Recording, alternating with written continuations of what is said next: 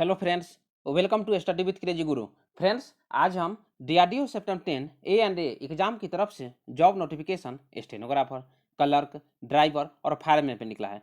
कितना पोस्ट निकला है देख लीजिए, 1061 पोस्ट निकला है। 1061 पोस्ट निकला है। तो इसका एग्जाम स्टार्ट हो चुका है। इसका एग्जाम 13 मार्च से स्टार्ट हो चुका है और कब तक होगा? 22 मार्च तक होगा। और देखिए, इसमें 75 क्वेश्चन पूछे जा रहे हैं। 75 क्वेश्चन 1 आवर का एग्जाम है, ऑनलाइन एग्जाम है। इसमें निगेटिव मार्किंग नहीं है, तो आपको 75 का 75 क्वेश्चन करके आना है। बहुत सारे स्टूडेंट है वो बोले कि सर इंग्लिश रीजनिंग तो बना लेते हैं, क्योंकि आपसे जो पढ़े थे क्वेश्चन ज़्यादा पूछा जा रहा है। उसके बाद क्या है कि मैथ और रीजनिंग भी बना लेते हैं, लेकिन क्या है उसमें थोड़ा टाइम कंज्यूमिंग होता है, तो थोड़ा सा क्वेश्चन थोड़ा मतलब कुछ तुक्का भी लगा लेते हैं। लेकिन कोई बात नहीं है, इतना मेहनत आप किए हैं, आप लोग सही करके ही आते होंगे। देखिए, आज हम क्या करेंगे, जो 15 मार्च 2023 को शिफ्ट 2 और शिफ्ट 3 में जो भी एग्जाम पूछे गए हैं और कुछ क्वेश्चन शिफ्ट 1 का भी था, इसमें हम डिस्कस कर लेंगे। समझ गए? तो इसमें क्या करेंगे, देखिए 100% एक्यूरेट क्वेश्चन है। जितना स्टूडेंट भेजे हैं 15 मार्च 2023 में, हम आपको डिस्कस करेंगे। तो क्या देखिए, यहाँ पे क्वेश्चन का जो आपको मिलेगा, क्वेश्चन हिंदी और इंग्लिश बोथ लैंग्वेज में मिलेगा। समझ गए ना? और किस तरह क्वेश्चन पूछे जाते हैं और किस तरह आगे आपसे पूछे जाएंगे, सब इसमें हम डिस्कस करेंगे। समझ गए होंगे? स्टार्ट करते हैं। देखिए, स्टार्ट करने से पहले बता दें, आप लोग चैनल पे नए हैं तो चैनल को सब्सक्राइब कर लीजिए और क्लास को शेयर कर लीजिएगा। ये आप मतलब आप लोग इतना कर सकते हैं। देखिए, आज का फर्स्ट शिफ्ट का ही क्वेश्चन था। ये क्वेश्चन था, रक्त में कौन सा पदार्थ पाया जाता है? तो क्या पाया जाता है? प्लाज्मा पाया जाता है। देखिए, रक्त जो है द्रव क्या है? मैट्रिक्स, जिसे क्या बोलते हैं? द्रव अधात्री बोलते हैं। प्लाज्मा तथा संगठित पदार्थों से बना होता है। लाल रक्त कणिकाएं, जिसे आरबीसी बोलते हैं। श्वेत रक्त कणिकाएं, जिनको हम ल्यूकोसाइट भी कहते हैं। और डब्ल्यूबीसी इसका फुल फॉर्म होता है। देखिए, डब्ल्यूबीसी को क्या बोलते हैं? श्वेत रक्त कणिकाएं कहते हैं। और आपको क्वेश्चन पूछ देगा, श्वेत रक्त कणिकाएं का अन्य नाम क्या है? तो अन्य नाम क्या है बताइए? तो ल्यूकोसाइट है। और आरबीसी का जो अन्य नाम है, इरिथ्रोसाइट है। तो ये सब हम क्या कहाँ बताए थे? ये सब हम टेस्ट सीरीज में एक क्वेश्चन हम बता चुके हैं, याद रखिएगा। ये क्वेश्चन देखिए टेस्ट सीरीज से उठा लिया है। संगठित पदार्थों का पदार्थ है। मानव का 4 रक्त समूह होता है। कौन कौन होता है? ए होता है, बी होता है, ए बी होता है, ओ होता है। तो इसके बारे में देख लीजिएगा, ये क्या क्या होता है, ए बी और ओ। क्योंकि आज क्वेश्चन यहाँ पूछ दिया, तो कल इससे भी क्वेश्चन आपसे पूछने की संभावना है, याद रखिएगा। नेक्स्ट क्वेश्चन पे आते हैं। नेक्स्ट क्वेश्चन आया था, शक्ति का एसआई मात्रक क्या है? बताइए, शक्ति का एसआई मात्रक क्या है? तो टेस्ट सीरीज तो हम आपको लाए ही थे। किसका मैराथन लाए थे? फिजिक्स का मैराथन लाए थे। तो फिजिक्स के मैराथन में ये क्वेश्चन आपको डिस्कस किया गया था। शक्ति का एसआई मात्रक क्या है? वाट है। बहुत सारे सभी स्टूडेंट सही करके ही आए होंगे। तो वाट का नाम किसके नाम पर पड़ा था? जेम्स वाट के नाम पर शक्ति का एसआई मात्रक वाट रखा गया है। ये याद रखिएगा। नेक्स्ट क्वेश्चन पे आते हैं। नेक्स्ट क्वेश्चन है, कानपुर किस नदी पर स्थित है? देखिए, जियोग्राफी का जो मैराथन क्लास आया था, उसमें भी हम मतलब भारत के जो अन्य शहर है, हैदराबाद हो गए, इलाहाबाद हो गए, प्रयागराज, उसके बाद कानपुर हो गए, तो ये सब क्वेश्चन हम डिस्कस कर चुके हैं। एक क्वेश्चन जैसे कोटा हो गया, तो वहाँ बता दिए थे। जो क्वेश्चन यहाँ से बनते हैं, तो आप लोग तैयार करके जाइएगा। कुछ क्वेश्चन बताए थे, उसके बाद टॉपिक भी बताए थे, ये क्वेश्चन पढ़ के जाइएगा। क्वेश्चन आया था ना, कानपुर किस नदी के तट पर स्थित है? तो कानपुर किस नदी के तट पर स्थित है? गंगा नदी के दक्षिण तट पर बसा हुआ है, मतलब गंगा नदी पर बसा हुआ है। और आप लोग मतलब ये नोट कर लीजिए, थोड़ा सा और बता देते हैं, क्योंकि क्वेश्चन आपको देखने को मिल जाएगा। क्वेश्चन पूछ देगा, इलाहाबाद, जिसको क्या बोलते हैं? प्रयागराज बोलते हैं। प्रयागराज किस नदी के किनारे बसा है? गंगा नदी पर। उसके बाद आपको और नोट कर लीजिए, पटना हो गया, हरिद्वार हो गया, उसके बाद बनारस हो गया, और कानपुर हो गया। ये सब गंगा नदी पर बसा है। समझ गए होंगे? उसके बाद आपको हम थोड़ा यमुना नदी पर बता दें, क्योंकि यमुना नदी से क्वेश्चन पूछा जाता है। तो यमुना नदी के किनारे आपका दिल्ली हो गया, फिर आपका प्रयागराज ही हो गया, आगरा हो गया, और मथुरा हो गया, जो कि यमुना नदी पर बसा है। समझ गए होंगे? उसके बाद आपको ब्रह्मपुत्रा नदी पर रख लीजिए। ब्रह्मपुत्रा नदी पे डिब्रूगढ़ और गुवाहाटी, जो असम है, असम में जो है ना गुवाहाटी, तो गुवाहाटी और डिब्रूगढ़ जो है आपको ब्रह्मपुत्रा नदी पर बसा है। उसके बाद आप याद रखिएगा, महानदी नदी से क्वेश्चन पूछ देता है। महानदी पर बसा हुआ कौन सा शहर है? तो याद रखिएगा, कटक जो है महानदी पर स्थित है। एक क्वेश्चन देखने को मिल जाएगा। उसके बाद क्वेश्चन पूछ देगा, जो आपका बद्रीनाथ है, बद्रीनाथ किस नदी पर स्थित है? बद्रीनाथ जो शहर है किस नदी पर स्थित है, तो अलकनंदा नदी पर। ये नोट कर लीजिएगा, आगे के शिफ्ट में क्वेश्चन पूछ देगा। अलकनंदा नदी पर स्थित है कौन, बद्रीनाथ। उसके बाद और देख लीजिएगा, विजयवाड़ा पूछ देता है, तो विजयवाड़ा कहाँ है, कृष्णा नदी पर है। सूरत जो है ताप्ती नदी पर है। उसके बाद आपको और क्वेश्चन बता देते हैं, क्वेश्चन आ जाएगा आपका ओरछा। देखिए ओरछा, आप क्वेश्चन देख जाइएगा, ओरछा से क्वेश्चन पूछ देता है। तो ओरछा जो है ना बेतवा नदी पर बसा हुआ है। कहाँ पे, बेतवा नदी पर। और कुछ दिन पहले शिफ्ट में भी आपसे आया था उज्जैन। बताइए, उज्जैन महाकाल की नगरी, उज्जैन में क्या है, उज्जैन जो है शिप्रा नदी के किनारे बसा है, याद रखिएगा। उसके बाद आपसे क्वेश्चन पूछ देगा कोलकाता। कोलकाता किस नदी के किनारे बसा है, तो हुगली नदी के किनारे बसा है। उसके बाद क्वेश्चन पूछ देगा अयोध्या। अयोध्या तो आप अयोध्या रामनगरी जानते हैं, सरयू नदी के किनारे बसा है। उसके बाद एक और क्वेश्चन पूछ देगा जबलपुर। बोलिए सर जबलपुर, जब मां नर्मदे मतलब नर्मदा नदी के किनारे बसा है जबलपुर। और लखनऊ जो है, बहुत क्वेश्चन हम बता भी दिए थे, लखनऊ गोमती नदी के किनारे बसा है। लखनऊ गोमती नदी के किनारे बसा है। एक शहर और बता देते हैं, नासिक। देख लीजिए, नासिक, नासिक से क्वेश्चन पूछा जाता है। तो नासिक कहाँ पे बसा हुआ है, गोदावरी नदी पर बसा बसा हुआ है, ये याद रखिएगा। और उसके बाद आपको कोटा वाला तो बता ही दिए थे, चंबल नदी पर स्थित है। तो इतना आप लोग नोट कर लीजिएगा। लेक्चर को रोक रोक के एक बार इतना देख लीजिए, क्वेश्चन आपको यहाँ से इजी क्वेश्चन जीके जी इसमें देखने को मिलता है। नेक्स्ट क्वेश्चन पे आते हैं। नेक्स्ट क्वेश्चन है, सबसे पहले भारत रत्न किस खिलाड़ी को दिया गया था। तो ये तो चर्चा का विषय रहा है, आप लोग जानते ही हैं किसको दिया गया है, तो सचिन तेंदुलकर। सबसे कम उम्र के जो एक खिलाड़ी है सचिन तेंदुलकर, जिन्हें क्रिकेट के भगवान भी बोलते हैं, आप लोग जानते ही हैं सचिन तेंदुलकर जी के बारे में। तो उनको भारत रत्न दिया गया था। आप कमेंट में लिखिए कब दिया गया था, कौन सा मतलब कब दिया गया था, आप ये कमेंट में लिखिए। क्वेश्चन यहाँ भी पूछे जा सकते हैं। सॉरी। नेक्स्ट क्वेश्चन पे आते हैं। नेक्स्ट क्वेश्चन है, ये क्वेश्चन तो भी आई है, आपको बता भी चुके हैं। जब कार्बन डाइऑक्साइड, जिसको CO2 बोलते हैं, को चूने के पानी से गुजारा जाता है, तो पानी का रंग कैसा हो जाता है। तो पानी का रंग कैसा हो जाता है, दूधिया हो जाता है। याद रखिएगा, कैसा होता है, पानी का रंग दूधिया हो जाता है। देखिए, जब CO2 गैस को चूने के पानी में या उसके ऊपर से गुजारा जाता है, तो यह कैल्शियम कार्बोनेट के बनने के कारण क्या हो जाता है, दूधिया हो जाता है। और कैल्शियम कार्बोनेट का यदि सूत्र पूछ देगा तो CaCO3 होता है। ये याद रखिएगा, संगमरमर क्वेश्चन यहाँ से देखने को मिल जाता है।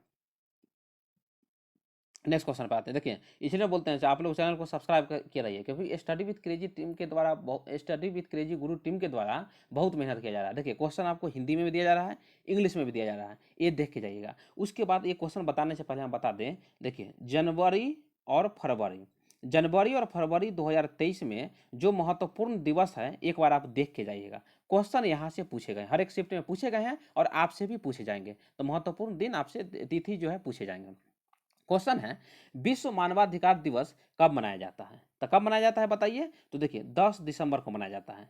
10 दिसंबर को विश्व मानवाधिकार दिवस मनाया जाता है। इसमें क्या है, देखिए, मानवाधिकारों की पहली वैश्विक घोषणा एवं नए संयुक्त राष्ट्र की पहली प्रमुख उपलब्धियों में से एक मानवाधिकारों की सार्वभौम घोषणा की, जो घोषणा किया गया था 10 दिसंबर 1948 को किया गया था, और इसीलिए 10 दिसंबर को विश्व मानवाधिकार दिवस मनाया जाता है। तो ये देख के जाइएगा, क्वेश्चन भी आइए। नेक्स्ट क्वेश्चन देखिए। नेक्स्ट क्वेश्चन, एक फर्स्ट शिफ्ट में क्वेश्चन आया था, ओपेक। ओपेक ओपेक का मीनिंग क्या होता है, धुंधला होता है। तो ओपेक का एंटोनिम क्या होता है, एंटोनिम मतलब समझ गए ना। ओपेक का एंटोनिम मीन्स हो जाता है आपका, क्या होता है, एंटोनिम मीन्स होता है ओपोजिट वर्ड, मतलब विलोम शब्द। जनरल हिंदी में क्या पढ़ते हैं आप, विलोम शब्द बोलते हैं। तो एंटोनिम का मीनिंग ओपोजिट वर्ड होता है।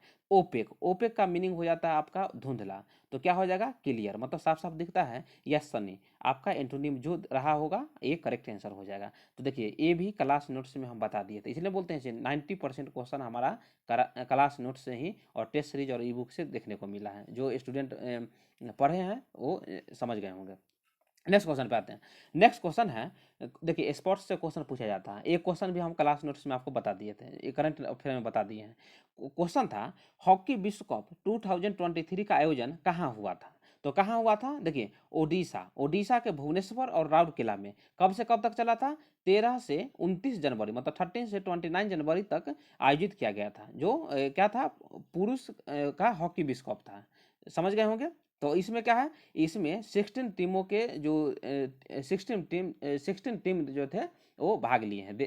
प्रत्येक देश के 16 टीम जो थे भाग लिए हैं।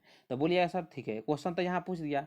क्वेश्चन पूछ देगा जो पुरुष का हॉकी विश्व कप 2023 हुआ है, जो भुवनेश्वर राउरकेला उड़ीसा में हुआ है, उसमें विजेता टीम कौन है?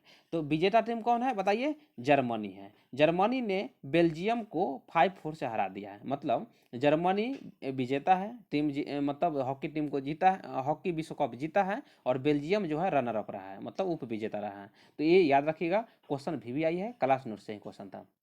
नेक्स्ट क्वेश्चन पे आते हैं। नेक्स्ट क्वेश्चन भी क्लास नोट से था, हम आपको बता ही थे, और आप लोग भी जानते ही, ये तो क्वेश्चन गलत करके आए नहीं होंगे। निम्नलिखित में से कौन सा शरीर में ऊर्जा का स्रोत है? तो कार्बोहाइड्रेट। ये शिफ्ट प्रथम शिफ्ट में भी क्वेश्चन पूछा गया था 13 मार्च को, और आज भी पूछ दिया। और कार्बोहाइड्रेट का मुख्य स्रोत क्या होता है? चावल होता है, ये याद रखिएगा। समझ गए होंगे। नेक्स्ट क्वेश्चन पाते हैं। नेक्स्ट क्वेश्चन देखिए, इसलिए बोलते हैं आप लोग जो एनालिसिस करवाते हैं ना, वो आप देख के जाइए, क्योंकि एनालिसिस में आपको बताते हैं कैसा क्वेश्चन आता है और किस तरह पूछे जाएंगे, सब हम आपको डिस्कस करते हैं। क्वेश्चन है, क्लास नोट्स में भी बताएं आपको, किस संशोधन अधिनियम में बोडो, डोंगरी, मैथिली और संथाली भाषा जोड़े गए हैं?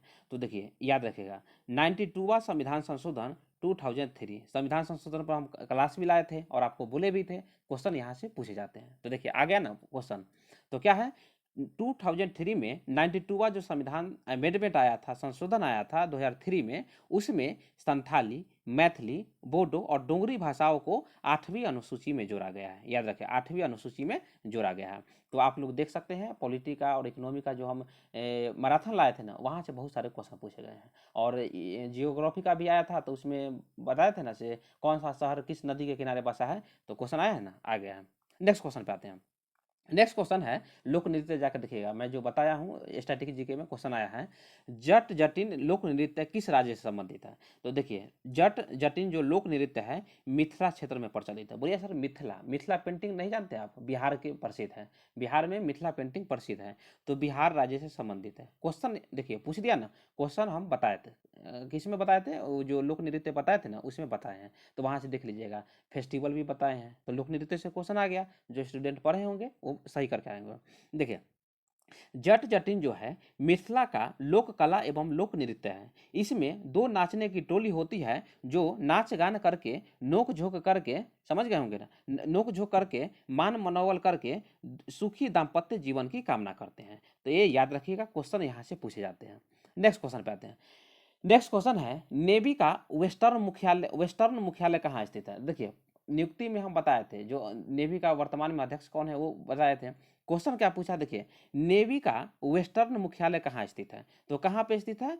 मुंबई में स्थित है, ये याद रखिएगा। उसके बाद देखिए, जो वेस्टर्न मुख्यालय है उसका गठन 1 मार्च 1968 को किया गया था। कमांड की कमान वाइस एडमिरल रैंक के एक 3 स्टार फ्लैग ऑफिसर द्वारा की जाती है। इनका नाम हम अभी वर्तमान में बता देते हैं, लेकिन इससे पहले बता दें, जिसका शीर्षक flag officer commanding in chief western command होता है। तो देखिए, क्वेश्चन यहाँ पूछा था वेस्टर्न मुख्यालय, मतलब पश्चिमी मुख्यालय पूछा था, तो कहाँ पे है? मुंबई में है। आप याद करके जाइए। बोलिए सर क्या याद करके जाए? क्वेश्चन आपसे आएगा पूर्वी, मतलब ईस्टर्न, पूर्वी मुख्यालय कहाँ पे है? तो विशाखापट्टनम में है, ये याद रखिएगा, विशाखापट्टनम में है, ये याद रख लीजिएगा। उसके बाद क्वेश्चन पूछ देगा, साउथ साउथ जो हेड क्वार्टर है कहाँ पे है, मतलब आपका दक्षिण हेड क्वार्टर कहाँ पे है? तो कोच्चि में है। कहाँ पे है? कोच्चि में है, ये याद कर लीजिएगा, क्वेश्चन आपको देखने को मिल जाएगा। उसके बाद क्वेश्चन पूछ देगा, इंडियन नेवी का हेड क्वार्टर कहाँ है? तो कहाँ पे है? न्यू दिल्ली में है। उसके बाद हम आपको बताए ही थे, नोट से क्वेश्चन यदि आगे का शिफ्ट में क्वेश्चन पूछेगा तो यहाँ से पूछ देगा। क्वेश्चन पूछ देगा, इंडियन नेवी का अध्यक्ष कौन है? तो R Hari Kumar Indian navy के अध्यक्ष हैं। उसके बाद आपसे क्वेश्चन पूछ सकता है, भारतीय वायुसेना, मतलब इंडियन एयरफोर्स का अध्यक्ष कौन है? विवेक राम चौधरी, ये याद करके जाइएगा। क्वेश्चन यहाँ से क्वेश्चन आपको क्या है, देखने को आपको मिल जाएगा, ये याद रखिएगा। नेक्स्ट क्वेश्चन पे आते हैं। नेक्स्ट क्वेश्चन है, बॉर्डर गावस्कर ट्रॉफी किन दो देशों के बीच होता है? तो ये तो जानते ही हैं, सभी स्टूडेंट सही करके आए होंगे। भारत, मतलब इंडिया और ऑस्ट्रेलिया के बीच में बॉर्डर गावस्कर ट्रॉफी होता है। तो ये क्या है? देखिए, ये जो है एक टेस्ट क्रिकेट सीरीज है, एक टेस्ट क्रिकेट सीरीज है, जो किन के बीच में होता है? भारत और ऑस्ट्रेलिया के बीच में होता है। और इसका नाम जो बॉर्डर गावस्कर रखा गया है, भारत के जो पूर्व कप्तान जो थे सुनील गावस्कर, और ऑस्ट्रेलिया के जो पूर्व कप्तान थे एलन बॉर्डर के नाम पर बॉर्डर गावस्कर ट्रॉफी नाम दिया गया है। और ये टेस्ट क्रिकेट है। और कहाँ से संबंधित है, मतलब किन किन देशों के बीच होता है, तो इंडिया और ऑस्ट्रेलिया के बीच होता है, ये याद रखिएगा।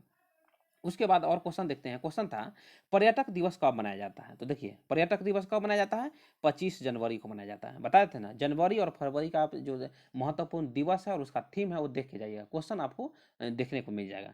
तो भारत की प्राकृतिक सुंदरता को पहचानने और भारतीय अर्थव्यवस्था के लिए पर्यटन के महत्व के बारे में जागरूकता बढ़ाने के लिए राष्ट्रीय पर्यटन दिवस मनाया जाता है।